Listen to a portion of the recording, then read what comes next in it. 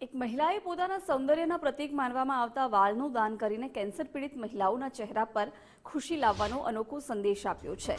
ઈડર તાલુકાના ખોડમ ગામની દામિની પટેલે સંપૂર્ણ મુંડન કરાવી પોતાના લાંબા વાળ કેન્સર પીડિત મહિલાઓ માટે દાન કર્યા છે. દામિની પટેલ સાયબર ક્રાઇમમાં પોલીસની નોકરી કરે છે. તેમની મિત્ર અનુબેને વાળ દાન કર્યા બાદ તેમને આ વિચાર આવ્યો અને તેમણે સંપૂર્ણ વાળ દાન કરવાનો નિર્ણય લીધો.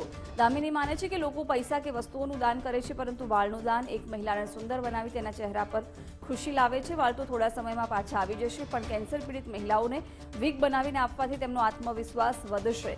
દામિનીએ પતિને કહ્યું કે તેઓ સંપૂર્ણ વાળ કપાવી કે એનજીઓને દાન કરવા માંગે છે, જે વાળમાંથી વીગ બનાવી કેન્સર પીડિતોને આપે છે. પતિએ સંમતિ આપતા 2 દિવસ પહેલા જ તેમણે મુંડન કરાવી વાળ દાન કર્યા. હવે દામિની ટોપી કે સ્કાર્ફ વગર ખુલ્લામાંથી જાહેરમાં ફરે છે અને અન્ય મહિલાઓને પણ આવું દાન કરવા પ્રેરિત કરે છે.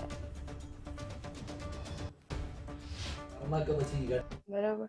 કેન્સર પીડિત મહિલાઓને હંમેશા કિમિયોથેરાપીની એવી કોઈ ટ્રીટમેન્ટ કરાવો એના પછી એ લોકોના વાળ ઉતરી જતા હોય છે. તો એ લોકોને ઘણી વખત એવું હોય છે કે વાળ સુંદરતાનું પ્રતીક છે એવું આપણે અહીંયા સમાજની એક હકીકત છે.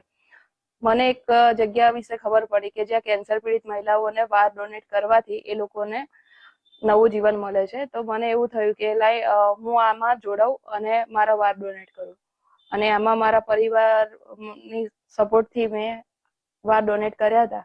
કેન્સર પીડિત માટે જે એમના વાર આપ્યા છે, તો એ તો પહેલા મને ગર્વ અનુભવ કરું છું હું કે જે મારી મિસિસને એના વાર કેન્સર પીડિત દર્દીને આપ્યા છે, અને એનાથી કેન્સર પીડિતના દર્દી જો એ વારને વીક બનાવીને પહેરે છે તો એના અનુભવ થાય છે અને ખુશીનો એના પરિવારની સાથે માહોલ બનતો રહે છે, અને એને માનભેર એ સમાજમાં પણ ફરી શકે છે.